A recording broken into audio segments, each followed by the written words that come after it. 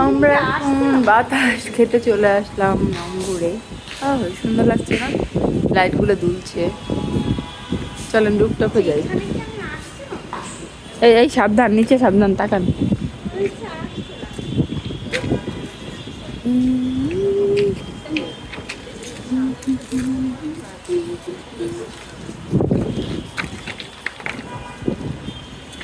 Nice.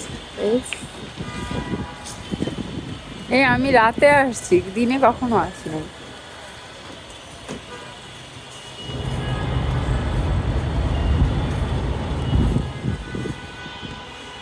ওনাদের ভিতরটা কখনো এদিক দিয়ে কি গেট আছে? ওই সাইড দিয়ে কি খাবেন? আমি কিছুই খাবো না। আল্লাহ, তাহলে কিভাবে হবে? এই আমার ছবি উঠায় দেন।